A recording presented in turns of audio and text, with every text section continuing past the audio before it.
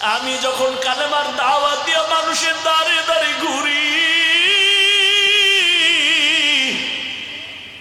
রাতের গভীরে ঘরের কিনারায় এসে যখন সালাম দিতাম, আসসালামু আলাইকুম ইয়া আহলাল বাইত, হঠাৎ ঘর থেকে জবাব আসতো, ওয়া আলাইকুমুস সালাম ইয়া রাসূলুল্লাহ, আমি হাজির, লাব্বাইক ওয়া সাদাইক। আরে সালাম না দেওয়া মাত্রই হাজির, কে আপনি ঘুমান না রে খাদিজা? খাদিজা চোখের পানি ছেড়ে বলে, ইয়া রাসূলুল্লাহ, আমি জানি দুনিয়াতে আপনি মা পান নাই, বাবারও আদর পান নাই। আপনার মা যদি থাকতেন, মা আপনার দুঃখে দুঃখিত হইয়া রাতে ঘুমাইতেন না। আমি খাদিজা দুইজন স্বামী বিদায়ের পরে আপনাকে গ্রহণ করেছি। আমি একাধিক সন্তান নেওয়ার পরে আপনার ঘরে আছি।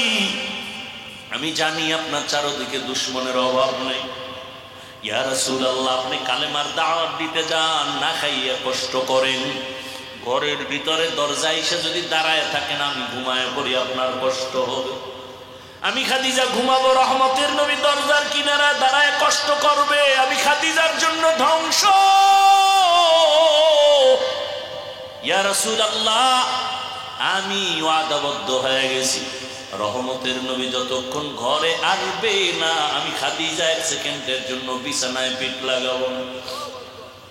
ও আয়েশা, তুমি জানো না, ওই খাদিজার কথা মনে পড়লে চোখের পানি ধরে রাখতে পারি না। আর একটা কারণে আমি বেশি কান্না করি। আম্মা জান বলেন, ইয়া রাসূলুল্লাহ, কি কারণ? আল্লাহ রসুল বলেন, আয়েশা, আমার উম্মতের নিয়ে আমি বেশি বেশি ভাবতে থাকি, এই জন্য আমার মাঝে মাঝে এমন ভয় লাগে। হাসরের মাঠটা যখন আমার চোখের সামনে ধ্যানে চলে আসে, তখন আমি কান্না শুরু করি। আমার গরিব এতিম উম্মতরা হাসরের ময়দানে কেমনে দাঁড়াবে? আমার উম্মতরা সূর্যের গরম সহ্য করতে পারে না, একটা মশায় কামড় দিলে ঘুমাইতে পারে না। আমার উম্মত একটা বেতের বাড়ি সহ্য করতে পারে না। হাসরের ময়দানে সূর্যের গরম, সূর্যের গরমে মাটির জমিনটা তামা হয়ে যাবে। অপরদিকে জাহান্নামের আওয়াজ,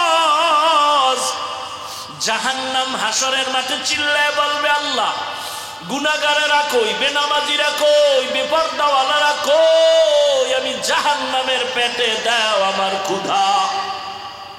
আল্লাহ বলবে, ও ফেরেশতারা, জাহান্নামকে ধর, শিকল লাগাইয়া বেঁধে ফেলো। জাহান্নাম সামনে আসলে বিচার করা যাবে না।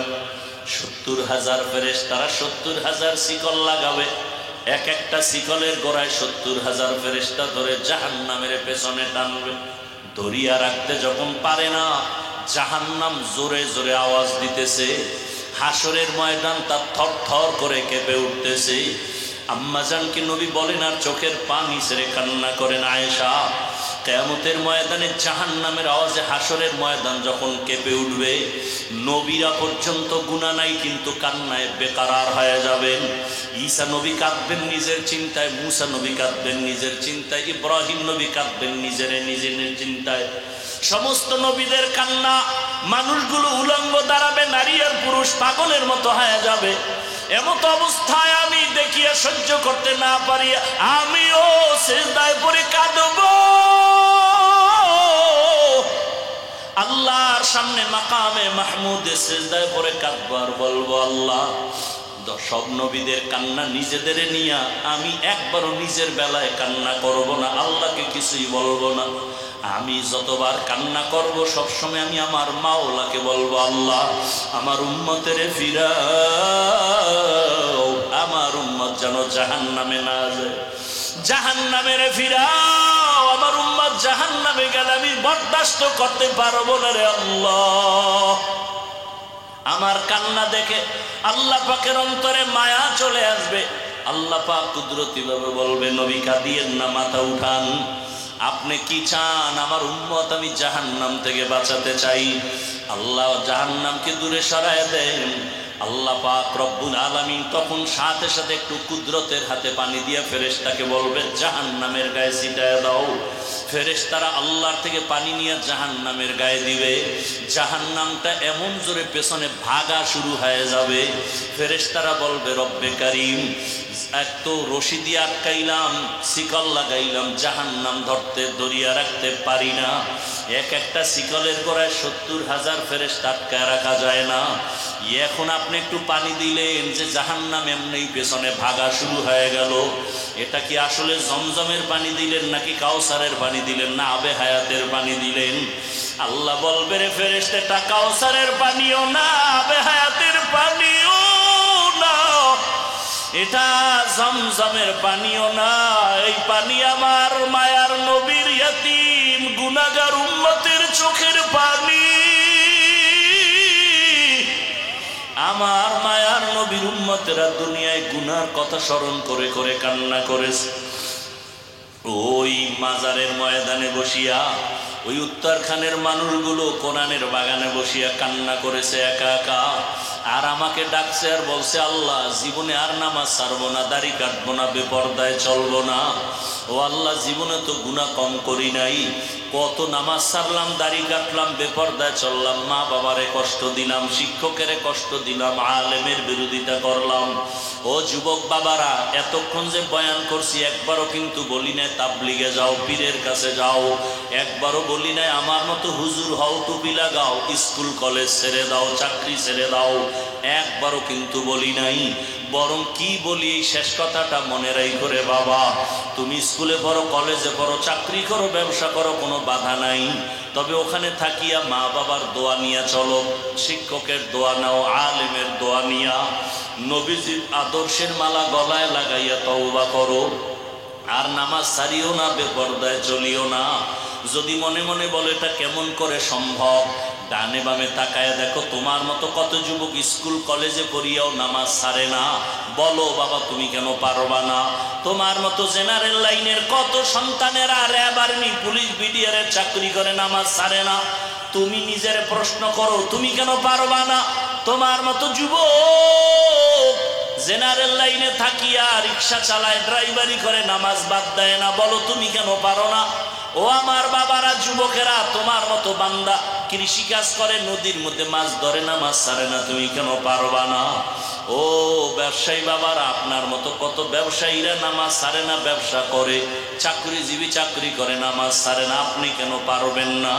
পর্দার আড়ালের আম্মা জানেরা, বোনেরা, আপনার মতো কত মা কত বোন এখনো আছে বেপর্দায় চলে না, স্বামীর মাল নষ্ট করে না, মোবাইলে সময় নষ্ট করে না, 5 ওয়াক্ত নামাজ আদায় করে। ও বাবা, সন্তান ডাক্তার বানাবেন, ইঞ্জিনিয়ার বানাবেন, প্রফেসর বানাবেন, বেয়াদব বানাইয়েন না। মা বাবার বরদোয়া যদি পায় সন্তানের জীবন ধ্বংস, শিক্ষকের মনে কষ্ট দিয়া বরদোয়া নিলে জীবন ধ্বংস, ওলামায়ে কেরামের মনে কষ্ট দিয়া বরদোয়া চলে আসলে জীবনটা ধ্বংস। অতএব তুমি ডাক্তার হইয়া যদি সফলতার জীবন চাও, 3 জায়গার দোয়া নিয়ে চলো। মা বাবার দোয়া, শিক্ষকের দোয়া, ওলামায়ে কেরামের নেক নজরের দোয়া। এই 3 জায়গার দোয়া নিয়ে যদি ডাক্তার হও, জীবন সফল হবে। আর যদি বেয়াদবি করিয়াও ডাক্তার হও, তাসলিমার মতো জুতার বাড়ি খাইয়া দেশ থেকে পালাতে হবে। অতএব এই 3 জায়গায় বেয়াদবি করিও না। পেছনে যদি অন্যায় করিয়াও থাকো, আল্লাহর আযাবের ভয় অন্তরে জমা করে মনে মনে আল্লাহকে বলো, হে আল্লাহ, জীবনে গুনাহ তো কম করি নাই, আজ তওবা করে ফেললাম, নবীর আদর্শের মালা গলায় লাগাইয়া আর কোনোদিন মা বাবার সাথে বেয়াদবি করব না, শিক্ষকের সাথে বেয়াদবি করব না, উলামায়ে কেরামের দোয়া নিয়ে পরামর্শ নিয়ে নবীর তরিকায় চলবো, আর দাড়ি কাটবো না, নামাজ ছাড়বো না, বেপরদায় চলবো না। তওবা করার মতো যদি নিয়ত হয়, খাঁটি তওবার নিয়ত যাদের আছে, 2 হাত আমার আল্লাহকে দেখায় দাও। আয় আল্লাহ, হাতগুলো কবুল করে নেন, তওবা কবুল করে নেন, তওবার উপরে মজবুত হইয়া চলার তৌফিক দান করেন, আমিন। আলহামদুলিল্লাহি রাব্বিল আলামিন, والصلاة والسلام على سيد الأنبياء والمرسلين وعلى آله وأصحابه أجمعين يا أرحم الراحمين يا أرحم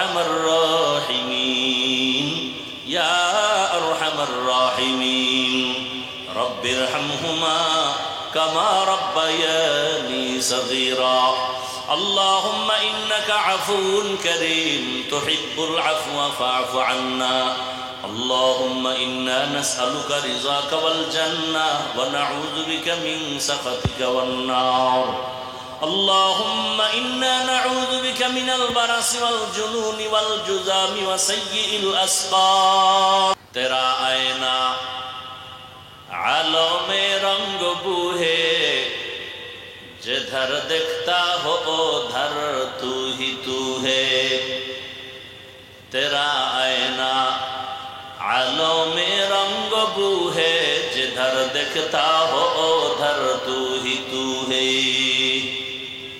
আল্লাহ রে দেখি না সুন্দর বিল্ডিং বানাইছে মসজিদ বানাইছে মাজার বানাইছে ডিজাইন কত সুন্দর আল্লাহ বানাইছে এটা না মানুষ কোন মানুষ রিকশা ড্রাইভার যিনি এটারে সুন্দর করে বানাইছেন ইঞ্জিনিয়ার বিল্ডিং যে বানাইছে ইঞ্জিনিয়ার কত সুন্দর ইঞ্জিনিয়ার অনেক ভালো ইঞ্জিনিয়ার ভালো তোমার কাছে তার ঠিকানা ঠিকানা জীবনে দেখাই হয় নাই কত তুমি কেমনে বুঝলা ইঞ্জিনিয়ার ভালো বলে তার বানানো বিল্ডিং বলতেছে ইঞ্জিনিয়ার বলো ভালো আমার আল্লাহ অনেক ভালো বলে আল্লাহরে দেখছুনি কয় না কত কেমনে বুঝলি আল্লাহ ভালো আল্লাহর বানানো মানুষের চেহারা দিয়ে তাকায় দেখ কত সুন্দর চোখ দুইটা কত সুন্দর নাক কত সুন্দর চেহারা সারা দুনিয়ার মানুষ প্রতিদিন এত পরিমাণ মানুষ জন্ম নেয় কারো চেহারার সাথে কারো চেহারার কোনো মিল নাই জমিনের দিকে তাকায় দেখো কত সুন্দর জমিন এত সুন্দর জমিন যিনি বানাইছেন তিনি কত সুন্দর এত সুন্দর আসমান যিনি বানাইছেন তিনি কত সুন্দর সূর্যটা কত সুন্দর চাঁদ কত সুন্দর বলে যিনি চাঁদ বানাইছেন তিনি কত সুন্দর ওই আল্লাহর পরিচয় নাও আল্লাহর মোহাব্বত অন্তরে জমা করো আল্লাহ তাআলা দুনিয়াতে মানুষ বানাইয়া ফেরেশতাকে সৃষ্টির শ্রেষ্ঠ মর্যাদা দেন নাই আগুনের সৃষ্টি জিনেরও শ্রেষ্ঠ মর্যাদা দেন নাই আল্লাহ পাক একমাত্র মাটির সৃষ্টি মানুষকে শ্রেষ্ঠ মর্যাদা দান করেছেন আর এই সব মানুষের ভেতরে একমাত্র শ্রেষ্ঠ হলো ঈমানওয়ালারা কারা ঈমানওয়ালারা আর এই সব ঈমানওয়ালাদের মাঝে সর্বশ্রেষ্ঠ হলেন নবী রাসূলগণ আম্বিয়ায়ে কেরাম আর সমস্ত নবী রাসূলদের ভেতরে একমাত্র শ্রেষ্ঠ হলেন রাহমাতুল লিল আলামিন ইমামুল আউয়ালিন আল আখিরিন বহরে সাদকা রাহমাতাল লিল আলামিন তাহলে ফলাফল কি বের হলো সারা দুনিয়ার মাখলুকের মধ্যে মানুষ দামি মানুষের মধ্যে একমাত্র ঈমানওয়ালারা দামি ঈমানওয়ালাদের মধ্যে নবী রাসূল দামি নবী রাসূলের মধ্যে রাহমাতুল লিল আলামিন দামি ফলাফল কি বের হলো সমস্ত মাখলুকতের মধ্যে রহমতের নবী দামি ওয়ামা আরসালনাকা ইল্লা রাহমাতাল লিল আলামিন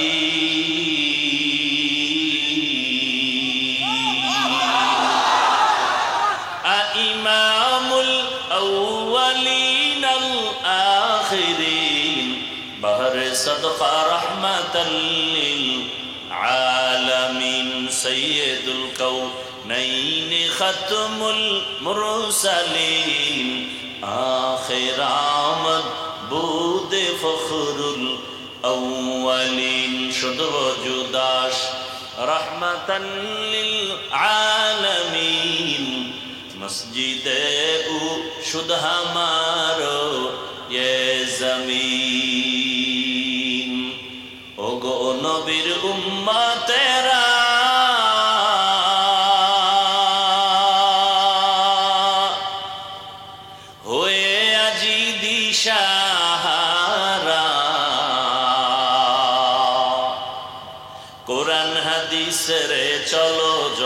যাহা চায় মনে, নবী বিনে কে তারাবে পুলসিরাত মিজানে, নবী বিনে কে তারাবে পুলসিরাত মিজানে। নবী আমার জীবন ভরে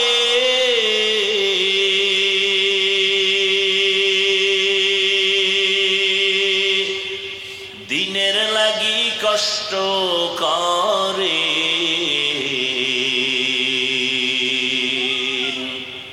দান দান শহীদ করিলেন উহুদেরই ময়দানে। নবী বিনে কে তারাবে পুলসিরাত মিজানে, নবী বিনে কে তারাবে পুলসিরাত মিজানে।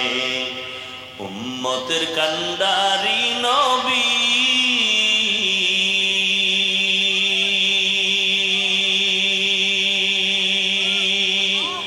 কাঁদছেন উম্মতের লাগি, এখনো কাঁদেন নবীজি শুয়ে মদিনার পানে।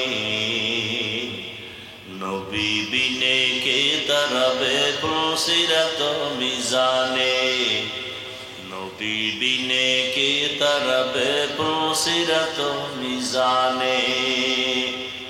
এরে নবীর আশিক ভালো করে বুঝো, আল্লাহ পাক এমন এক রহমতের নবী আমাদের পাঠাইলেন। দুনিয়ার মানুষ, মানুষের মতো দামি কোনো প্রাণী নাই। ফেরেশতারাও মানুষের থেকে দামি না, জিনেরাও মানুষের থেকে দামি না।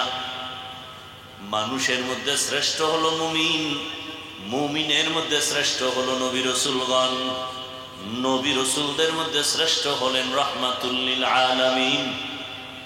আর নবীদের উম্মতের মধ্যে শ্রেষ্ঠ উম্মত একমাত্র আখিরি নবীর উম্মত আমরা। তাহলে শ্রেষ্ঠ কিতাবের নাম কি বলছিলাম? কোরআনুল কারীম। এটাও আমরা পেয়েছি। মুসা নবীর উম্মতেরা কোরআন পায় নাই, ঈসা নবীর উম্মতেরা কোরআন পায় নাই। শ্রেষ্ঠ কিতাব কোরআনুল কারীম ইব্রাহিম নবীর উম্মতেরা পায় নাই। শ্রেষ্ঠ কিতাব কোরআনুল কারীম দুনিয়ার কোন নবীর উম্মতেরা পায় নাই। আল্লাহর শুকর, শ্রেষ্ঠ কিতাব আমরা পেয়েছি। শ্রেষ্ঠ নবীও কারা পাইছে? রহমতের নবী, রহমাতুল লিল আলামিন শ্রেষ্ঠ নবী। মুসা নবী পান নাই, ঈসা নবী পান নাই, তার উম্মতেরাও পান নাই। শ্রেষ্ঠ নবী আমরা পেয়েছি, যেই নবী জান্নাতের দরজা না খুললে কেউ জান্নাতে ঢুকতে পারবে না। নবী বলেন, সব নবী রাসূল জান্নাতে ঢোকার পর আমি মুহাম্মদের উম্মতেরা সবার আগে জান্নাতে ঢুকবে। আমাদের আগে কোন নবীর উম্মত জান্নাতে ঢোকার কোনো সুযোগ হবে না। তবে গাঞ্জাখোরেরা আমগো হুজুর আগেও ঢুকে যাবে। কি যারা নবীর সুন্নতের জবাই করে তারা আমাদের আগে ঢুকে যাবে জান্নাতে। হ্যাঁ ভাইরা আমার, আমাকে একটু আপনারা বিবেক দিয়ে জবাব দেন, আমার নবীর মতো দামি কোন নবী? তাল মিলাইয়েন না, বুঝা শুনে কর। দুনিয়াতে পীর আছে, বুজুর্গ আছে, ওলি আছে, আবদাল আছে, গৌস আছে, কুতুব আছে না নাই? আছে। মুফাসসির, মুহাদ্দিস, মুফতি আছে না নাই? বলেন, আমার নবীর থেকে এমন কোন বড় মুফতি আসেনি? আমার রসুল থেকে বড় পীর সাহেব আসেনি? আমার রসুল থেকে কোনো কুতুব আসেনি? আমার রসুল থেকে কোনো গৌস আসেনি?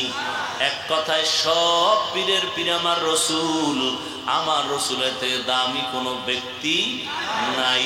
দুনিয়ার সমস্ত মুফাসসিরিনদের মধ্যে শ্রেষ্ঠ আমার রসুল। আমার রসুল কেমন? আল্লাহ খালেক হিসেবে এক, যার কোনো তুলনা নাই। মাখলুকতের মধ্যে আমার রসুল এমন এক, যার কোনো তুলনা নাই। আছে?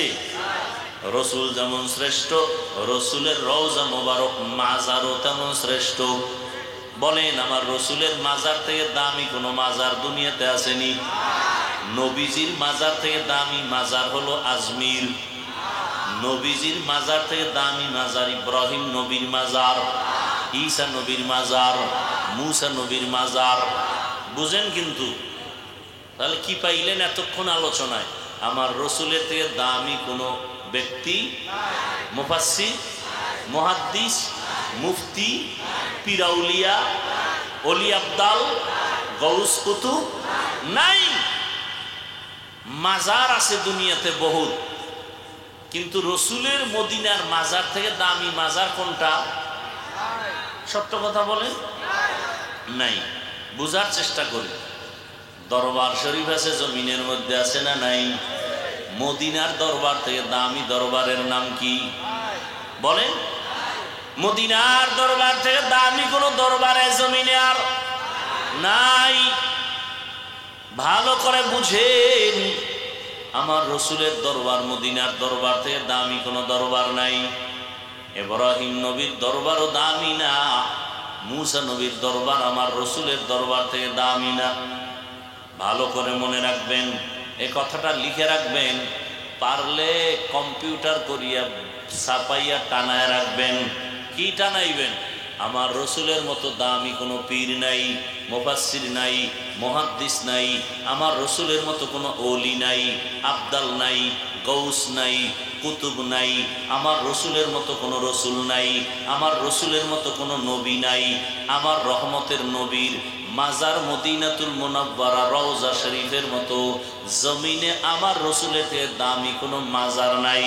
আমার রসুলের দরবার মদিনার দরবার থেকে দামি কোনো দরবার নাই।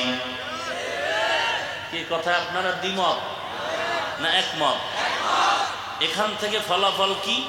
আমার রসুলের মাজার যেহেতু শ্রেষ্ঠ, আমার রসুলের দরবার মদিনার দরবার যেহেতু শ্রেষ্ঠ, ওই দরবারে যা চলবে না দুনিয়ার দরবারেও তা চলবে না। রসুলের মাজারেও যা চলবে না দুনিয়ার অন্য কোনো মাজারেও তা চলতে পারে না। ভেজাল আছে? কোনো ঝগড়া আছে?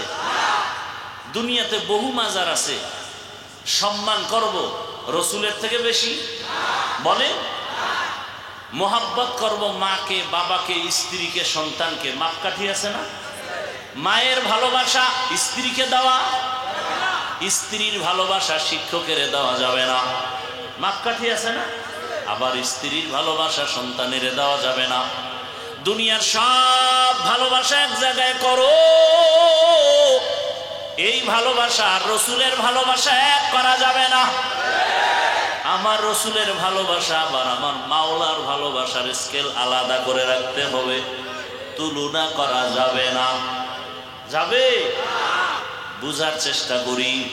আল্লাহওয়ালাদের এই জমিনের মাধ্যমে ভালো করে বুঝেন, মানুষের জীবনকে সুন্দর করার জন্য, দুনিয়ার জীবন ভালো রাখার জন্য, সুখের জন্য, শান্তির জন্য পদ্ধতি দিছেন কে? ব্যবস্থা দিছেন কে? মুখস্থ করতে হইব। কে দিছেন? কয় ব্যবস্থা? বলে গেছে দুইটা। এক ব্যবস্থা থিওরিক্যাল, আর এক ব্যবস্থা প্র্যাকটিক্যাল। থিওরিক্যাল ব্যবস্থার নাম কিতাব, শ্রেষ্ঠ কিতাবের নাম কোরআনুল কারীম। দ্বিতীয় ব্যবস্থা হলো ব্যক্তি, ব্যক্তিদের মধ্যে শ্রেষ্ঠ রাহমাতুল লিল আলামিন। এই দুটোটা পেয়েছি আমরা, কিন্তু দুঃখ ওই শ্রেষ্ঠ কিতাব কোরআন, ওইটা ফলো করে চলো, জান্নাত রেডি, দুনিয়াতেও শান্তি, আখিরাতেও মুক্তি। রহমতের নবীকে ফলো করে চলো, দুনিয়ায় শান্তি, আখিরাতেও মুক্তি। এখন যারা আমরা কোরআন পারি না, নবীরও চিনি না, সুন্নত বুঝি না, আরবিও পারি না, আমগো উপায় কি? এরকম একটা পেশ লাগছে না? লাগে নাই? লেগেই গেল। আরে আলেম ওলামারা লেখাপড়া কইরা মোটামুটি কোরআন পারে, হাদিস পারে, নবীরে চিনে, সুন্নত চিনে, এই কারণে বাম হাতে পানি পান করে না, ডান হাতে পান করে। আংটি ডান হাতে পরে, বাম হাতে পরে না। কেন? নবীর আদর্শে নাই। এবার হুজুরদের মতো আমরা তো পারি না। কোরআন পর্ব দূরের কথা, জীবনে খুইলেই দেখি নাই ভেতরটা কেমন, নবীরেও চিনি না, সুন্নত জানি না। এখন আমগো উভয় কি? নবী নিজে বলে যান কিয়ামত পর্যন্ত আমি মুহাম্মদের একদল কলিজার বন্ধু থাকবে, উম্মতের জান্নাতের পথ দেখাবে আমার প্রেসক্রিপশন অনুযায়ী, নিজেদের মন গড়া না। আমার বন্ধু মুহাম্মদের একমাত্র বন্ধু, উম্মতের দুনিয়ার শান্তির পথ দেখাবে, আখিরাতে মুক্তির পথ দেখাবে। তারা একদল উলামায়ে আহলে হক। তারা কয় দল? দল একজন না একদল? তারা কারা? ওলামায়ে কেরাম বলবেন না, ওলামায়ে আহলে হক বলবেন। ওলামায়ে, কারণ তাদের মধ্যে আর একটা সাইড আছে আহলে বাতিল। তাদের মধ্যে আর এক সাইড কি? আহলে বাতিল। আলেম দাবি করে, আংটি পরে বাম হাতে, হক না বাতিল? আলেম দাবি করে পানি পান করে বাম হাতে, হক না বাতিল? ভালো করে বুঝবেন, যারা হক তারা আল্লাহকে ভয় করে, রসুলের পরিপূর্ণ সুন্নত অনুযায়ী চলবে, মানুষকে সুন্নতের দাওয়াত দিবে, মানুষকে দ্বীনের পথে ডাকবে, অন্যের নিজের দিকে ডাকবে না। মানুষকে দ্বীনের দাওয়াত দিবে, নামাজের দাওয়াত দিবে, রোজার দাওয়াত দিবে, তেলাওয়াত শিখাবে। মানুষ এই আহলে হক ওলামায়ে কেরামের মাধ্যমে দুনিয়াতেও শান্তি পাবে, ওলামায়ে কেরামের কথা মেনে আখিরাতেও জান্নাত পেয়ে যাবে। এই ওলামাদেরকেই বিভিন্ন শব্দ দিয়ে আল্লাহ বুঝাইছেন, ফাসআলু আহলা যিকরি ইন কুনতুম লা তা'লামুন। তোমরা যারা জানো না, জাননেওয়ালা থেকে জেনে জেনে আমল করো। জাননেওয়ালা কারা? ওয়াল্লাযীনা ইয়ালামু কুল হাল ইয়াস্তাবিল্লাযীনা ইয়ালামুনা ওয়াল্লাযীনা লা ইয়ালামুন। যারা জানে যারা জানে না তারা এক? যার চোখ আছে যার চোখের পাওয়ার নাই এক না। লা ইয়াস্তাবিল আ'মা ওয়াল বাসীর। যে জানে যে জানে না সে এক না, যে চক্ষু দিয়ে দেখে যে দেখে না সে এক না। ঠিক জাননেওয়ালা কোরআন হাদিস যারা জানে আলেম, যারা আলেম আর যারা আলেম না তারা কিন্তু এক না। আবু হুরায়রা রাসূলের একজন মুহাব্বতের সাহাবী, তিনি বর্ণনা করেন কিয়ামতের ময়দানে জাহান্নামে সবার আগে তিনজন ব্যক্তি যাবে। সবার আগে জাহান্নামে কয়জন? তিনজন। যেই তিনজনের কথা বা আমল দেখলে দুনিয়ার সবাই বলবে তারা জান্নাতি, কিন্তু হাসরের ময়দানে তারা সবার আগে জাহান্নামে যাবে। এর মধ্যে একজন হলো ইসলামের পতাকা উড্ডীন করতে গিয়া গলা কাটা শহীদ হয়ে গেছে। সেই ব্যক্তি সবার আগে জাহান্নামে যাবে। আর একজন সবার আগে জাহান্নামে যাবে আলেম। আর একজন তৃতীয় যে মাদ্রাসায় দান করে, মসজিদে দান করে, দানবীর, জাহান্নামে যাবে। এই তিনটা লোক সবার আগে জাহান্নামে যাবে। শহীদ, আলেম, দানবী। দুনিয়ার সবাই বলবে এরা তো জান্নাতে যাবে না, তো কারা যাবে? কয় এরা শহীদ হইছে আল্লাহর জন্য না, উপরে উপরে আল্লাহর জন্য, ভিতরে উদ্দেশ্য কি ছিল? খারাপ। মানুষের বয়ান করছে আলেম, মজার মজার বয়ান, কিন্তু উদ্দেশ্য ছিল দুনিয়া। মাদ্রাসায় দান করছে দানবীর, পোস্টারের নাম না দিলে কয় আর জীবনে দান করবো না। আছে না নাই? আমারে ওয়াজে দাওয়াত দিছে, আমার নামটা যদি সবার উপরে বড় কইরা না লাগে ওই ওয়াজে যাব না। আমার নামে যদি শুধু মাওলানার উপরে আল্লামা না লাগায় ভাল লাগে না। আল্লাহ কয় দুনিয়ার সবাই জানে তুই আমার জন্য যুদ্ধ কইরা রক্ত ঝরাইছো, আমি জানি তোর অন্তর খারাপ। দুনিয়ার সবাই জানে তুই বয়ান করছো মজা দিয়া আখিরাতের জন্য, আমি ভিতরেরটা জানি তোর অন্তর খারাপ। দান করছো মানুষের কল্যাণের জন্য, কিন্তু আমি ভেতরের খবর জানি তোর অন্তর খারাপ। দুনিয়াওয়ালারা বিচার করে উপরের হালাত দেখা, আর আমি বিচার করব ভেতরের অবস্থা দেখিয়া। ক্বালা রাসূলুল্লাহি সাল্লাল্লাহু আলাইহি ওয়া আলিহি ওয়াসাল্লাম ইন্নাল্লাহা লা ইয়ানজুরু ইলা সুওয়ারিকুম ওয়া আমওয়ালিকুম ওয়ালাকিন ইয়ানজুরু ইলা কুলুবিকুম ওয়া আ'মালিকুম। ভাইরা আমার, তাহলে আল্লাহ পাক আমাদেরকে দুনিয়াতে শান্তি, পরকালে মুক্তির জন্য পথ দিয়েছেন, ব্যবস্থা দিয়েছেন দুইটা। দুই ব্যবস্থার এক হলো কোরআন, আর এক হলো ব্যক্তি রহমতের নবী। রহমতের নবী যদিও নাই, কিন্তু কোরআন আছে না নাই? কিন্তু কোরআন বুঝি না, পড়তেও পারি না। এখন উপায় কি? সমাধান আছে না নাই? সমাধান হলো কিয়ামত পর্যন্ত কোরআন বুঝাইয়া বুঝাইয়া উম্মতের শান্তির পথ দেখাবে প্রফেসর, ডাক্তার। কারা? উলামায়ে আহলে হক। কারা? উলামায়ে আহলে হক। বুঝবেন কেমনে? তারা আল্লাহর একটু বেশি ভয় করবে। তার প্রমাণ অন্যরা দেখবেন বাম হাতে পানি পান করতে পারে, নাও পারে, কিন্তু যারা হক তারা মরিয়া গেলেও গুনাহ করবে না।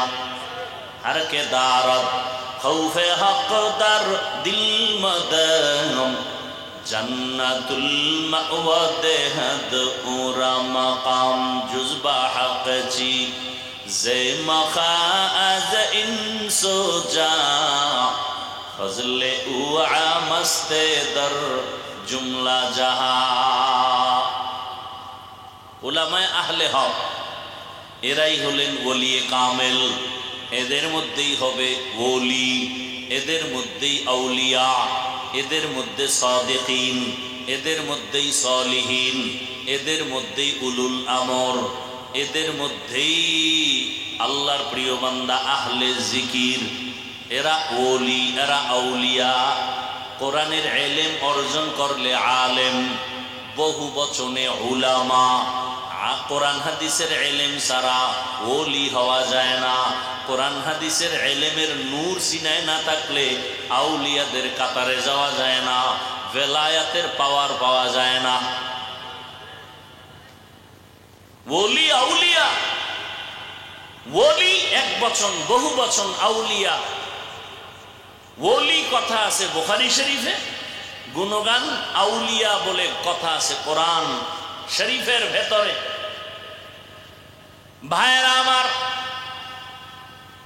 জমিনের মধ্যে উলামায়ে আহলে হক ওলি আউলিয়াদের সোহবতে যাইয়া যাইয়া কোরআন হাদিস অনুযায়ী রাসূলের আদর্শ চিনে শিখে তারপরে আমল করা লাগবে।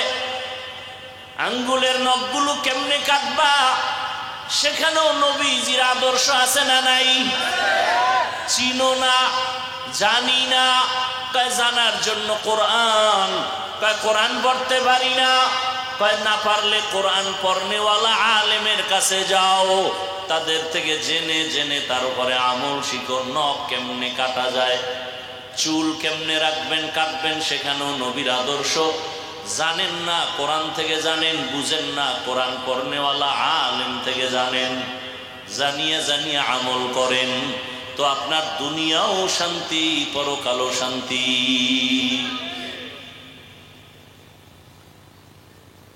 রাহমাতুল লিল আলামিন এজন্য চ্যালেঞ্জ করে বিদায় নিছেন। দুই জিনিস রেখে বিদায় নিলাম। আমি রহমতের নবী, রওজায়ে পাকে কিয়ামত পর্যন্ত জিন্দা অবস্থায় থাকব। জমিনের উপরে না রওজা মোবারকে? কতদিন থাকবেন? মাঝে মাঝে নবী রওজা শরীফ থেকে বাংলাদেশে আসবেন, মাঝে মাঝে নবী ভারতে যাবেন। হ্যাঁ ভাইরা আমার, কিয়ামত পর্যন্ত রহমতের নবী রওজা মোবারকে জিন্দা অবস্থায় থাকবেন, আর নামাজের হালাতে আমার আল্লাহর মারিফতের মজা নিবেন। রহমতের নবী জিন্দা। নবী বলেন, আমার যারা পাইবা না, নবী আর কিয়ামত পর্যন্ত উম্মতের দাওয়াত দিতে আসবেন নাকি? ঈসা নবী আসবেন, কিন্তু দাওয়াত দিতে আসবেন না।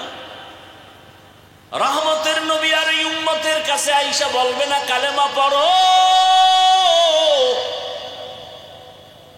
রহমতের নবী আর কোনদিন এসে বলবেন না কিমিস সালাহ, নামাজ আদায় করো। কিয়ামত পর্যন্ত এই জাতিকে জান্নাতের ঠিকানা দিবে উলামায়ে আহলে হক। এরে নবীর উম্মত, নবী বলেন এজন্য আমি দুই জিনিস রেখে গেলাম আঁকড়াইয়া ধরো, একটা কোরআন আর একটা হলো আমার আদর্শ সুন্নত। রবিউল আউয়াল চলতেছে, রহমতের নবীর আগমনের আলোচনা চলে গোটা দেশ জুড়ে। রবিউল আউয়ালের মিলাদুন নবী চলে না চলে না? বিশেষ করে 12 তারিখ চলছিল ধুমধামে, এর আগেও একটু ষোলো ছিল, পরেও ষোলো। ওই দিন খুব গরম ছিল, কিন্তু আমাদের আরো কিছু কথা জানা দরকার। রবিউল আউয়াল শুধু বেলাদাত আর মিলাদুন নবী আমাদের হাদিয়া পাওয়া হয় নাই। রবিউল আউয়ালে আমরা এমন 4টা হাদিয়া পেয়েছি যার কোনো তুলনা নাই। কয়টা? পারলে লিখে রাখবেন, মুখস্থ রাখবেন, কাজে লাগবে। রবিউল আউয়ালে 1 নাম্বার হাদিয়া আমরা পেয়েছি বেলাদাত, অর্থাৎ রসুলের জন্ম মোবারক। রবিউল আউয়ালে আমরা 2য় হাদিয়া পেয়েছি রসুলের রিসালাত। আল্লাহ রসুলকে কিতাব দিয়েছেন রবিউল আউয়াল। 3 নাম্বার হাদিয়া রবিউল আউয়ালে আমরা 3য় হাদিয়া পেয়েছি রহমতের নবীর হিজরত, মক্কা থেকে মদিনার হিজরত। 4 নাম্বার রবিউল আউয়ালে আমরা পেয়েছি ওয়াফাত, রসুলের ইন্তেকাল। এই 4টা আমাদের জন্য হাদিয়া। এই 4টার দ্বারা আবার বড় বড় কিছু শাখা পেয়েছি। বলে রসুলের বেলাদাত মিলাদুন নবীর ফলাফল কি পেয়েছি? তাই ফলাফল হলো রসুলের বেলাদাতের দ্বারা পেয়েছি আজাদিয়ত, মুক্ত স্বাধীনতা। কি? মুক্ত স্বাধীনতা। আর 2য় রেসালাত, রেসালাতের মাধ্যমে পেয়েছি আমাদের শরিয়াত, জীবন কিভাবে পরিচালনা করব তার নিয়ম নীতি। 3 নাম্বার হিজরত, হিজরতের দ্বারা আমরা পেয়েছি আল্লাহর ডাইরেক্ট নুসরত, সাহায্য। 4 আমরা পেয়েছি রসুলের ওয়াফাত, রবিউল আউয়ালে রসুল চলে গেছেন। এই ওয়াফাতের দ্বারা আমরা আরেকটা হাদিয়া পেয়েছি নিজামে খেলাফত, জমিনটা কে চালাবে, কোন সিস্টেমে চালাবে, এটাও পেয়েছি রসুলের ওয়াফাতের মাধ্যমে। তাহলে রবিউল আউয়ালে হাদিয়া কয়টা পাইছি? তা শুধু মিলাদুন নবীর আলোচনা হয় কেন? রবিউল আউয়ালে তো রিসালাত পেয়েছি, রিসালাতের আলোচনা নাই কেন? রবিউল আউয়ালে পেয়েছি রসুলের হিজরত, হিজরতের আলোচনা নাই কেন? রসুলের রবিউল আউয়ালে পেয়েছি ওয়াফাত, ইন্তেকাল। একটা বিষয় আলোচনা করলে রাত পার হয়ে যাবে। রসুলের জন্ম মোবারকে পেয়েছি মুক্ত স্বাধীনতা। আবু লাহাব তার দাসীকে মুক্ত করে দিল, স্বাধীন করে দিল। ওরে আব্দুল্লাহর ছেলে আসছে মোহাম্মদ, খুশি আনন্দ হইয়া দাসীকে উন্মুক্ত করে দিল। আর আমার গোলামির রশিতে বাধা থাকা লাগবে না, জমিনটাও স্বাধীন স্বাধীন হয়ে গেল, কোনো জুলুম নাই, স্বাধীনভাবে সবাই চলে। জানে না রহমতের নবী আসছে, কাফেরেরাও জানে না ভালো করে, মুশরিকরাও জানে না, কিন্তু আমার আল্লাহ ভালো জানেন। একসময় ইতিহাসের পৃষ্ঠায় লেখা হবে রসুল আসার আগে মক্কার মানুষ ছিল চরিত্রহীন, লম্পট, এমন খারাপ। নারী আর পুরুষ উলঙ্গ হয়ে একসাথে বাইতুল্লাহ তাওয়াফ করে, কত খারাপ। কন্যা সন্তান আসলে বাবা গলা টিপে হত্যা করে ফেলে, কতটা খারাপ, কতটা কুলাঙ্গার যে নিজের কন্যাকে মেরে ফেলে জিন্দা। কন্যা পছন্দ করে না, কন্যা সমাজের বোঝা। নারীদের পছন্দ করে না, নারী সমাজের বোঝা। বিধবাদের পছন্দ করে না, বিধবা সমাজের বোঝা। এদের কে খাওয়াবে? এদের চাকরি নাই, এদের স্বামী নাই, কে এদের পেছনে সময় দিবে? রহমতের নবী আসিয়া এমন ভাবে তৈরি করে দিলেন, রহমত জারি হয়ে গেল। রহমতের নবী আসছেন, জমিনের মধ্যে কোনো জুলুম নাই, আক্রমণ নাই। আরে কন্যা হলেই তো মেরে ফেলবে, রহমতের নবী যেহেতু এসেই গেলেন, এখন যদি কোথাও কারো পেটে মায়ের বাচ্চা কন্যা হয়, বাবায় যদি মেরে ফেলে, এক সময় কলঙ্কের দাগটা মদিনার রসুলের ইতিহাসের পাতায় উঠিয়া যাবে। না, রসুল আসবে আর কন্যা হত্যা হবে, এই জুলুম সহ্য করা যায় না। আমার আল্লাহ কয় কুদরত ঘুরায় দিলাম। রহমতের নবী আমেনার গর্ভ থেকে মক্কায় যখন আসছে, ওই সময় দুনিয়াতে ওই আরবে যত মায়ের পেটে বাচ্চা ছিল, যদিও কোনো কন্যা থেকেও থাকে, সব সন্তান আল্লাহ ছেলে বানায় দিছে। একটা সন্তানও কন্যা নাই, সব ছেলে হয়ে গেল। তো রসুলের বেলাদাতের দ্বারা পেয়েছি আজাদিয়াত, মুক্ত স্বাধীনতা। 1000 বছর আগুন জ্বলছে, আগুন পারস্যে আগুন 1000 বছর লাগাতার জ্বলতেছিল। আমাদের দেশে আছে অগ্নিশিখা, কি আগুন জ্বালা দেয় না, আগুনের মিছিল করে, কি পায় আল্লাহ ভালো জানেন। রসুল আসা মাত্র 1000 বছরের প্রজ্বলিত আগুন অটোমেটিক নিভে গেল। বলে সমস্ত জুলুম চলবে না, মন করা কিছুই চলবে না, কারণ আমার রসুল আসবে আর উল্টা পাল্টা থাকবে, তা হতে পারে না। রসুল আসবে তো সেখানে শান্তি অশান্তি থাকবে না, রসুল যেখানে যাবেন সেখানে শান্তি অশান্তি থাকবে না। রসুল মক্কায় আসছেন, শান্তি শুরু, মদিনায় গেছেন, শান্তি শুরু। রসুলকে দেখছেন, শান্তি শুধু মানুষের মধ্যে না, রসুলের আগমনে নদীর মাছের মধ্যে শান্তি, আসমানে শান্তি, জমিনে শান্তি, জঙ্গলের প্রাণীদের মধ্যে শান্তি। কোনো জুলুম কেউ করে আগাইতে পারে না, কারণ আমার নবী জগৎ সমূহের জন্য রহমত। বেলাদাতের দ্বারা পেলাম আজাদিয়াত, মুক্ত স্বাধীনতা। রিসালাতের দ্বারা পেলাম শরীয়ত, অর্থাৎ মানুষ পেটেও ক্ষুধা, সামনেও খানা রেডি, মনে চাইলে খাও, খানা না, পেটেও ক্ষুধা আছে, খানাও রেডি আছে। খাওয়ার আগে একজন নবীর আদর্শের মুসলমান চিন্তা করবে খানাটা হালাল নাকি হারাম। নবীরা আসে চিন্তা করবে হালাল নাকি হারাম। দেখেন না ও ভাইয়েরা, অজু করি না আমরা, জানছেন নামাজ পড়েন, এর উজু নেই, গোসলও নেই, এগো উজু নেই, গোসলও নাই, এদের জিন্দেগিটাই নাপাক।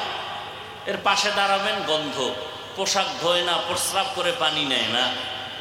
আর যারা 5 ওয়াক্ত নামাজ পড়ে, এরা প্রস্রাব করে পানি নিবে, অপবিত্র থাকবে না, 5 বার ওযু বানাবে, ফ্রেশ থাকবে। তাদের পাশে দাঁড়ালে দুর্গন্ধ আসবে না। আমরা ওযু বানাই কিনা? আপনাদের জানা থাকলে জবাব দেন, ওযুতে ফরজ কয়টা?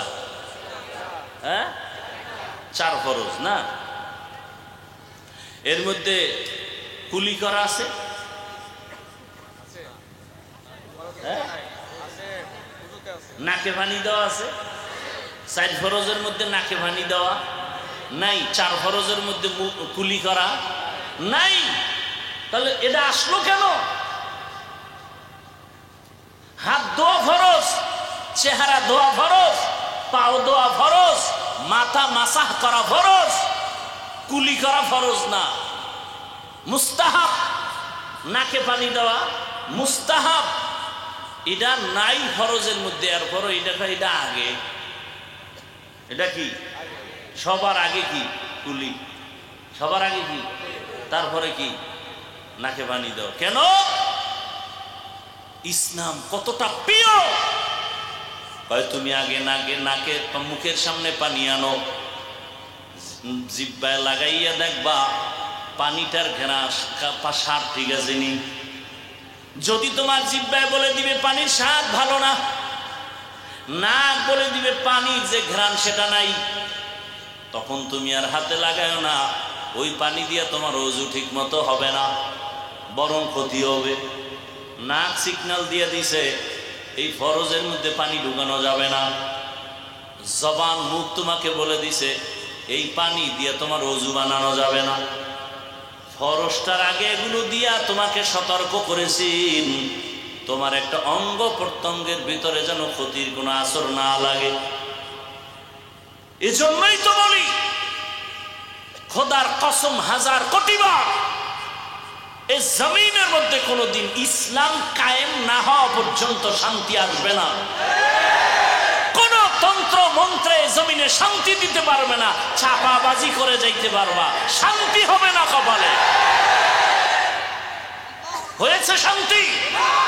বাংলাদেশের 52 বছর 53 বছর যত বলো, শান্তি হয়েছে? কোনদিন মানুষের মন গড়া আইনে শান্তি হতে পারে না।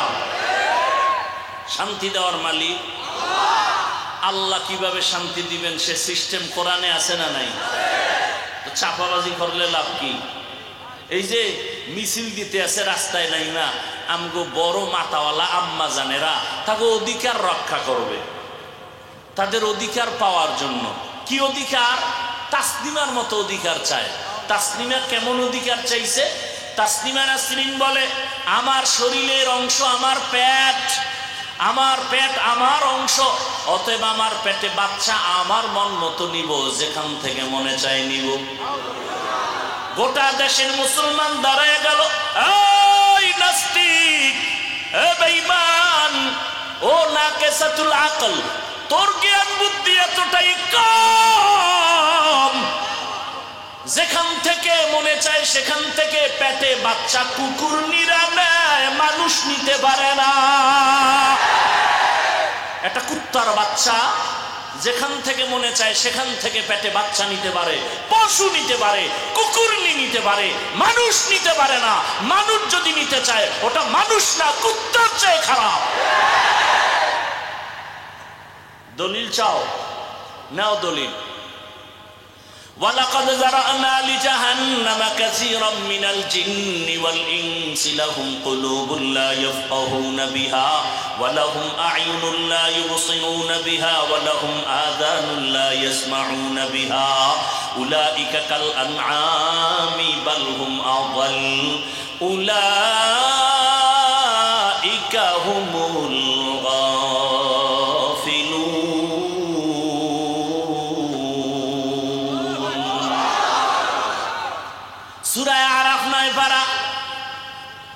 হুজুরেরা কি জানি ফাঁকে কইয়া ফেলায়, ভয় পাইতেছো। আজকে বাসায় যাইয়া মোবাইলে আকামবাদ দিয়া বাংলা কোরআন ডাউনলোড করে নামাও, এরপরে সূরা আরাফ বের করো বাংলাটা, এরপরে এই আয়াত দিয়া ব্যাখ্যা দেখো বাংলায়, টের পাবা হুজুর গো কোন জায়গায় কি উল্টা পাল্টা বলে গেলেন কিনা। তরজমাটা দেখো। আল্লাহ বলেন অধিকাংশ মানুষ জাহান্নামে যাবে। কম না বেশি? কেন?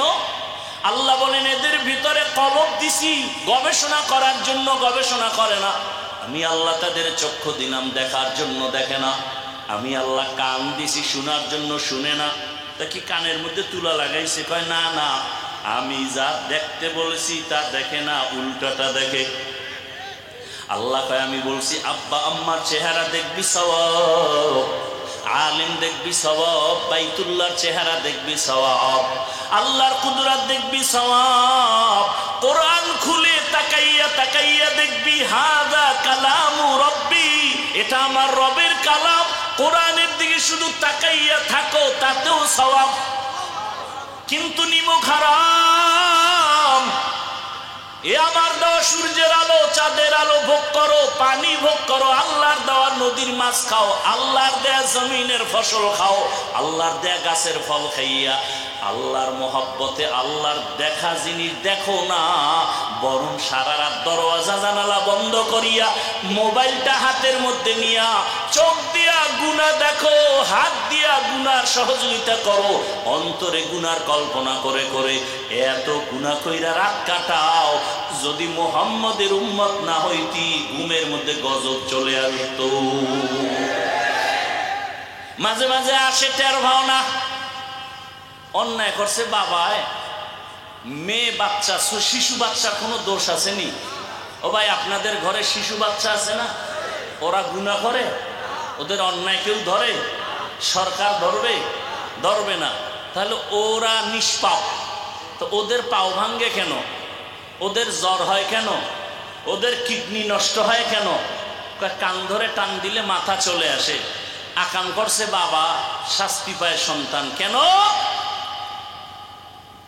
তোরে শাস্তি দেওয়ার চেয়ে তোর সন্তানেরে দিলে তোর কষ্ট বেশি লাগবে। এজন্যই তো আল্লাহ বলেন কিয়ামতের ময়দানে ও আরবের চরিত্রহীন বেঈমানগুলোকে আল্লাহ উঠাবেন। যারা কন্যাকে হত্যা করেছে আল্লাহ জিজ্ঞাসা করবেন ওয়া ইদাল মাউউদাতু সুইলাত বিআই যামবিন কুতিলাত। যাদেরকে মারছে ওরা ছেলে না মেয়ে, বড় না শিশু?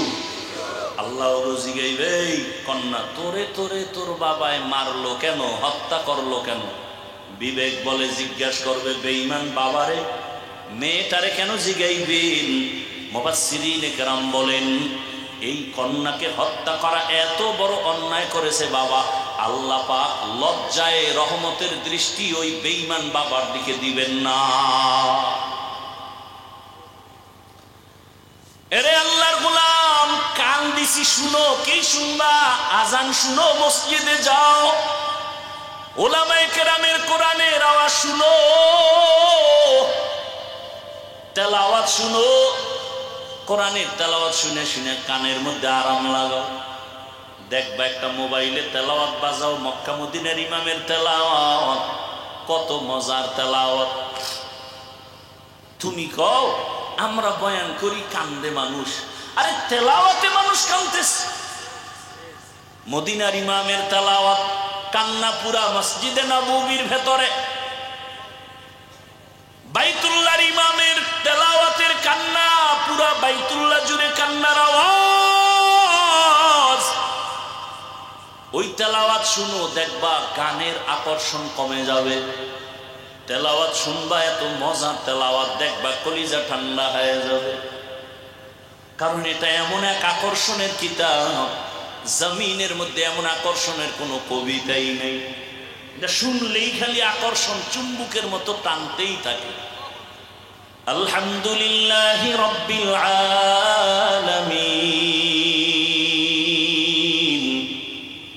আর রহমানির রহিম মালিকি ইয়াউমিদ্দিন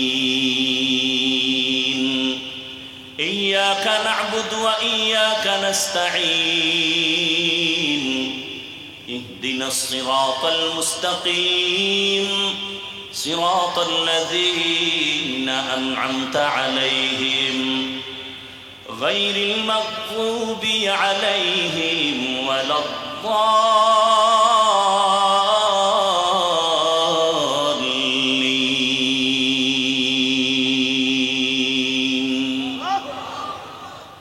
ياسين والقرآن الحكيم إنك لمن المرسلين على صراط مستقيم تنزيل العزيز الرحيم لتنذر قوما ما أنذر آباؤهم فهم غافلون لقد حق القول على أكثرهم فهم لا يؤمنون إنا جعلنا في أعناقهم أغلالا فهي إلى الأذقان فهم مقمحون وجعلنا من بين أيديهم سدا ومن خلفهم سدا فأغشيناهم فهم لا يبصرون আল্লাহর কালামের তেলাওয়াত আমি কসম করে বলি রে যুবক, রাতের আধারে যদি মোবাইলটা খুলিয়া তেলাওয়াত চালু করে ঘুমাও, তেলাওয়াত শুনতে শুনতে যদি ঘুমায় যাও, এক সপ্তাহ পরে নিজেই তওবা করবি, জীবন গেলেও আর গান শুনবা না। ই কালামে জিন্দা কুরআনে হাকিম হিকমতে উলা ইয়াজালস্তু কাদিম। রবিউল আউয়ালে কয় জিনিস পেয়েছি? এক নম্বরে পেয়েছি বেলাদাত, বেলাদাতের ফলাফল আজাদিয়াত, মুক্ত স্বাধীনতা। দ্বিতীয় পেয়েছি রেসালাত, রবিউল আউয়ালের হাদিয়া। রেসালাতের ফলাফল হলো শরিয়াত। যারা শরীয়তের মানদণ্ডে চলবে না এরা নিজের বউরে বিয়ে করার জন্য পাগল হয়ে যাবে। বিয়া কইরা যা করে, আমগো দেশের মধ্যে এমন আকাম চলে, বাবায় আপন মেয়েটাকে বলে হোটেলের মধ্যে নিয়া আজকের রাতের জন্য তুই আমার কাছে স্ত্রীর মতো। কি ভারতের খবর? সোনার বাংলার তাজা খবর। মোবাইল ধ্বংস করেছে আমাদের ঈমান, আমল আর চরিত্র। বিচারও পাওয়া যায় না, বড় কঠিন এক হালাত রে বাবা। রসুলের আদর্শ কেমন? মিথ্যা কথা বলা যাবে না, কবিরা গুনাহ। মিথ্যা বলা সগীরা গুনাহ না কবিরা গুনাহ? কালকে রাত্রেও বসে বসে দেখলাম কিতাব,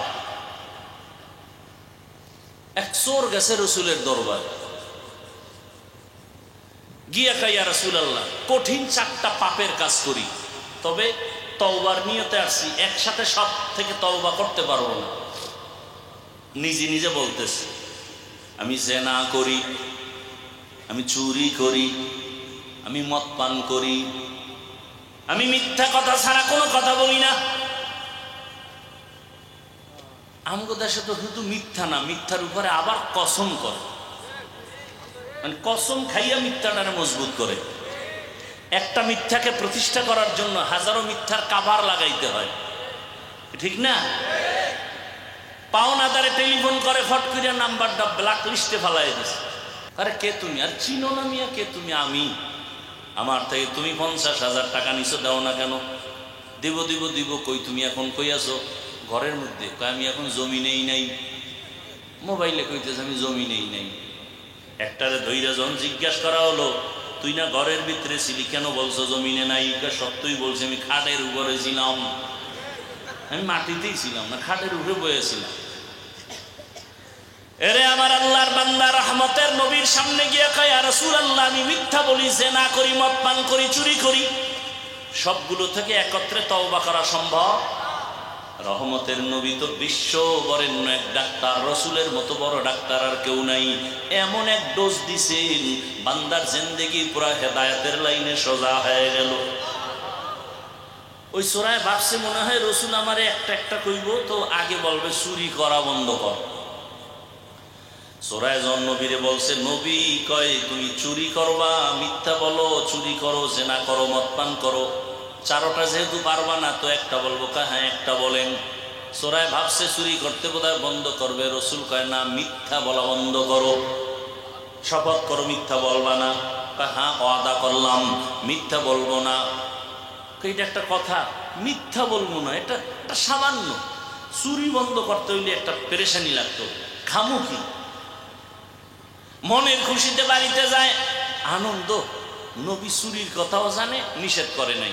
মিথ্যা নাই বললাম, চুরিটা তো এখন বরকতপূর্ণ হবে, কারণ রসুল জানে। বাড়িতে যাইয়া পেরেশান হইয়া মিথ্যা বলবে না ঠিক, কিন্তু চুরির জন্য রওয়ানা। কোথায় যাবে? অন্যদিন দুর্বল বাড়িতে চুরি করছে, আজকে দামি বাড়িতে যাবে চুরি করার জন্য। রাস্তার মাঝে গিয়ে হঠাৎ করে দাঁড়ায় পেরেশান হয়ে গেল, যদি চুরি করি খবরটা রসুলের কাছে গেলে, নবী তো জানে আমি চোর। নবী যদি আমার দায়িকা জিগায় তুই চুরি করছো নি, ওয়াদা তো করছি মিথ্যা বলা যাবে না, তাহলে আমি রসুলের সামনে দ্বিতীয়বার চোর হইয়া দাঁড়াতে চাই না, চুরি বন্ধ। বাড়ি যাইয়া জেনা চিন্তা করে, ওই একই নিয়ত। রসুলের সামনে যদি জিজ্ঞাসা করা হয় জেনা করেছো কিনা, মিথ্যা বলা যাবে না, নতুন ভাবে জেনাকারী হিসাবে দাঁড়াতে চাই না। আরে এটা কেমন করে সম্ভব? একমাত্র তাকওয়ার মাধ্যমে, আল্লাহর ভয়ের মাধ্যমে সম্ভব। আর আল্লাহর ভয় বা তাকওয়া অর্জন করার একমাত্র ফ্যাক্টরি আল্লাহর ওলিদের নেক নজর। قال رسول الله صلى الله عليه وآله وسلم لكل شيء معدن ومعدن التقوى قلوب العارفين। প্রত্যেকটা ভালো জিনিস রাখার গোডাউন আছে, তাকওয়ার গোডাউন হলো আল্লাহর ওলিদের কলব। ওখান থেকে নজর লাগাও তো তাকওয়া চলে আসবে। নজরের মধ্যে পাওয়ার আছে না নাই? আছে না নাই? আল্লাহ রসুল বলেন ইত্তাকু ফিরাসাতাল মুমিন ফাইন্নাহু ইয়ানজুরু বিনূরিল্লাহ। আল্লাহর মুমিনদের মধ্যে এমন কিছু প্রিয় গোলাম, এদের এত পাওয়ার, তোমরা যা দেখো না তারা অনেক কিছু দেখেন। চামড়ার চোখ দিয়ে দেখে না, আল্লাহর দেওয়া নূরের আলো দিয়ে তারা দেখেন। ভাইরা আমার, রহমতের নবী এক মেডিসিন দিলেন, মিথ্যা বলবা না। রসুলের রিসালাতের মাধ্যমে শরীয়ত আছে, শরীয়তের মানদণ্ডের কারণে মাকে সন্তান বিবাহ করতে পারে না, সন্তান মাকে বিবাহ করতে পারে না, বিবাহের আগে সন্তান জন্ম দিতে পারে না, বিবাহের আগে সন্তান জন্ম দেওয়াটা অবৈধ। এই আইন শুধু ইসলামেই আছে, আর কোন তন্ত্রমন্ত্রে নাই। ভাইরা আমার, আর তন্ত্রমন্ত্রে কি আছে? 18 বছরের আগে বিয়ে চলবে না, আকাম চলবে। আকাম 18-র আগে কি চলবে না? বিবাহ চলবে না। বিবাহ করলে বৈধ, আর বিবাহের আগে কি চলবে? এটার জন্য কোনো ধরাবান্ধা নাই। কোনো মেয়ে ওড়না পরবে না। বাবায় যদি তাকে চাপ দেয় মেয়ের উপরে, তাহলে হবে জুলুম। মেয়ে যদি মামলা করে, বাবায় হবে আসামি। আল্লাহ হেদায়েত দান করুন। ভাইরা আমার, তবে এটাও চিরসত্য, দুনিয়াদারেরা ইসলামকে মিটাইয়া দেওয়ার ষড়যন্ত্র করবে। আল্লাহ বলেন, হেফাজতের জিম্মা আমি নিব। এ জমিনে ইসলাম থাকবে, যেদিন কিছুই থাকবে না, কিয়ামতের বাঁশি বেজে উঠবে। ভাইরা আমার, ভারতের ভেতরে হাজার হাজার হাজার আলেমকে জবাই করা হলো, ফাঁসি দেওয়া হলো, মাদ্রাসা বন্ধ করা হলো। সেই ভারতের জমিনে কি কোরআনের আওয়াজ নাই? নাই মানি আছে মানি? সারা দুনিয়ায় ইসলামের যত আলো জ্বলে, বাতি জ্বলে, সব বাতির পাওয়ার হাউস হলো ভারতের জমিনে। কোথায়? ভারতের জমিনে। কোথায়? দেওবন্দের ভেতরে। জমিনের মধ্যে এমন কোন দ্বীনের ইসলামের কাজ নাই যেখানে দেওবন্দের অবদান নাই। দাওয়াত ও তাবলীগের কাজ দেওবন্দীদের অবদান, সিয়াসাতের কাজ, রাষ্ট্র পরিচালনার কাজের মধ্যে দেওবন্দীদের অবদান, নাস্তিকের সাথে মোকাবেলা, বেঈমানের সাথে মোকাবেলা, সর্বলাইনে মোকাবেলা, দেওবন্দীদের অবদান অস্বীকার করার কোনো সুযোগ নাই। ভাইরা আমার, কিন্তু কপাল মন্দ, আজ আমার বাংলাদেশের হালাত বড় দুর্বল। মানুষ সবাই বলে আমরা ইসলাম চাই, কিন্তু আমরা উলামায়ে কেরাম এখনো এক ময়দানে আসতে পারে নাই। না আসার জন্য আবার কত কোটি কোটি টাকা ব্যয় করা হয় যেন এক হতে না পারে। আর আপনারাও কিছু সহযোগিতা করেন লেখার মাধ্যমে। ফেসবুকে লেখেন, আমারে যারা ভালোবাসেন তারা আমারে আরশে আজিম উঠায় দেন লিখতে লিখতে, আর অন্যদের জাহান্নামের নিচে নিয়ে ফালায় দেন। আছে না নাই? আমার ওয়াজের দাওয়াত নিয়ে আল্লামা লেখা বড় করে উপরে নাম দেয়, বড় বড় শাইখুল হাদিসের নাম পোস্টারে নিচে দিয়ে দেয়। এইটার আমগো বরিশাল্লা ভাষায় কয় অতি ভক্ত চোর। অতি ভক্ত চোর আর অতি বেয়াদবের নাম হলো ডাকাত। অতি ভক্ত ভালো, অতি ভক্তি ভালো না। ভক্তি করা ভালো, অতি ভক্তি। কেউ যদি বউরে ভক্তি করতে করতে কয় তুমি আমার মায়ের চেয়েও দামি, এটা ভক্তি না অতি ভক্তি? আল্লাহ হেদায়েত দান করুন। ভাইরা আমার, এত বয়ান করতেছি, এই বয়ানগুলো যদি হিন্দুদের করতাম, ইহুদি খ্রিস্টানকে করতাম, ওরা কত আগে জানি দাড়িওয়ালা হয়ে যায়। অথচ এখানে সবাই আমরা মুসলমান। আপনাদের আল্লাহ আমার আল্লাহ দুই, আপনাদের নবী আমার নবী, আপনাদের কালেমা আমার কালেমা, আপনাদের কোরআন আমার কোরআন, আপনাদের ধর্ম আমার ধর্ম, আপনাদের কাবা আমার কাবা। আপনারা আমরা দুনিয়াতে আসছি সিস্টেম, বিদায় বেলা কাফনের সংখ্যা, আমার 3 কাফন হবে, আপনার 2 কাফন হবে। সবার বেলায় গরিব হলেও 3 কাফন, ধনী হলেও 3 কাফন, কালার হবে আলাদা। পীর ফকিরদের কালার একরকম, যারা পীর ফকিরের লাইনে নাই তাদের কাফনের কালার আর এক রকম। সত্য বলেন? কে পীর, কে মুরিদ, কে আলেম, কে মূর্খ, কে ধনী, কে গরিব, সবার কাফনের কালার কি কি কি কালার? কাফনের কালার। যখন আমি হাফিজুর রহমান রে কাফনে ঢোকাবে, আমার মুরিদেরও ঢুকাবে। কাফনে ঢুকার পরে বোঝা যাবে কে পীর, কে মুরিদ, কে শিক্ষিত, কে অশিক্ষিত। উপরে লেখা থাকবে এটা এমপি সাহেবের লাশ, কাফনের উপরে লেখা থাকবে বড় হুজুরের লাশ।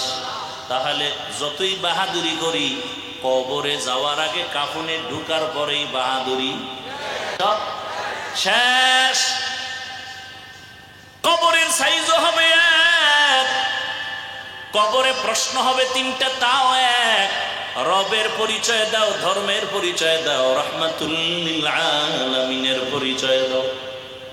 রহমতের নবী বলেন এই 3 প্রশ্নের জবাব যে দিবে তার কবর হবে রওজাতুম মির রিয়াজিল জান্নাহ, যে দিতে পারবে না তার কবর হবে হুফরাতুম মিন হুফারিন নার। কে জবাব দিতে পারবে, কে পারবে না আমারও জানা নাই, আপনারও জানা নাই। আমি হুজুর পারবো, গ্যারান্টি আছে।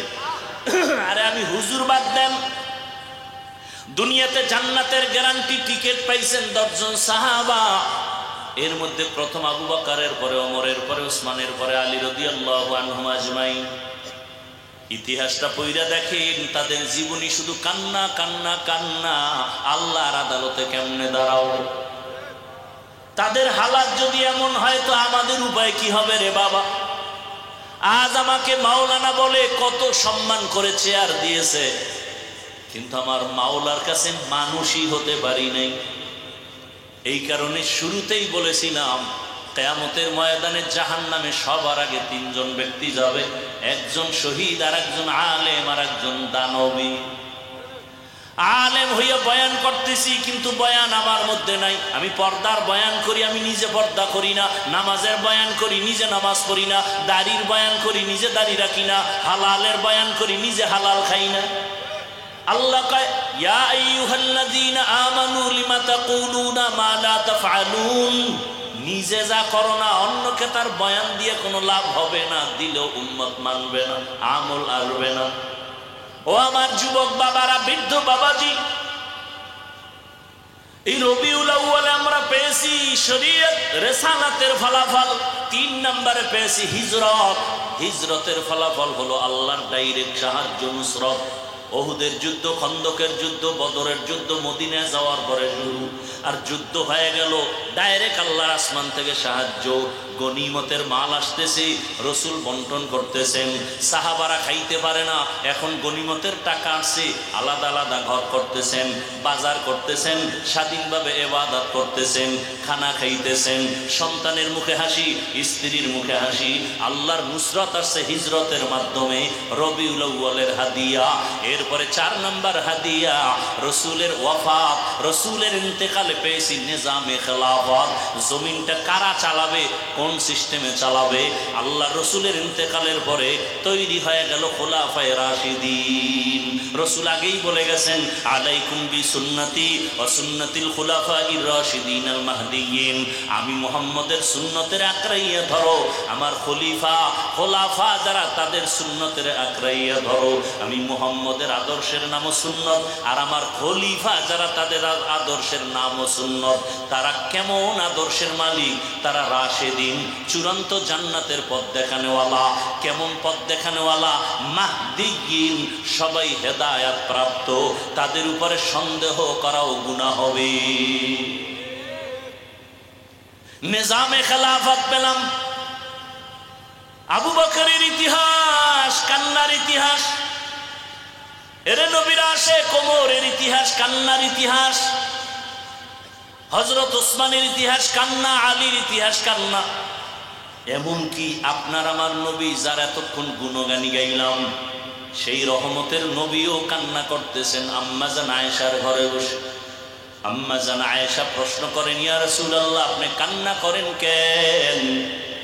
রহমতের নবী বলেন, ও আয়েশা, আমি তোমার হুজরায় বসে মাঝে মাঝে একা একা কান্না করার দুইটা কারণ। এক, আমার জীবনের শুরু লগ্ন তুমি দেখো নাই, আমার একটা জীবন ছিল মারাত্মক দুঃখের। আমার চুলার মধ্যে আগুন জ্বলে নাই রে, আমারে আমার মাও বলে ডাক দেওয়ার কেউ ছিল না, আমি বাবা বলে ডাকতে পারি নাই। 6 বছরে মা হারাইলাম, 8 বছরে দাদা হারাইলাম। ও আয়েশা, ওই সময় আমার বংশের সবাই আমাকে হত্যা করার জন্য রেডি, এত ষড়যন্ত্র। আমারে 3টা বছর পর্যন্ত খানা দেয় নাই, পানি দেয় নাই, শিয়াবে আবু তালিবে গৃহবন্দী করে রেখেছে। আমি মোহাম্মদ গাছের পাতা সিরিয়া সিরিয়া খাইয়া চাবায় পেটের ক্ষুধা নিবারণ করেছি। ওই সময় আমার একমাত্র আপন হইয়া দুনিয়াতে সহযোগিতা করেছে আমার বিবি খাদিজা। ওই খাদিজা রবের ধনী, সব সম্পদ আমাকে হাদিয়া দিয়েছে, আমিও দান সদকা করেছি। ওই খাদিজা নিজের কোনো পেরেশানি ছিল না, কিন্তু আমার পেরেশানি ভাগ কইরা নিয়ে সেও আমার সাথে আইসা গাছের পাতা চাবায় চাবায় খায় পেটের ক্ষুধা নিবারণ করেছে। আমি হেরা পাহাড়ের গুহায় গিয়া আল্লাহর ধ্যানে কাটাইতাম। 1 সপ্তাহ 2 সপ্তাহ আমি ঘরে আসি না। ওই খাদিজা আমার জন্য, মহিলা মানুষ, বড় উঁচা পাহাড় বেয়ে বেয়ে গিয়া নাস্তা নিয়ে হাজির হয়ে যায়।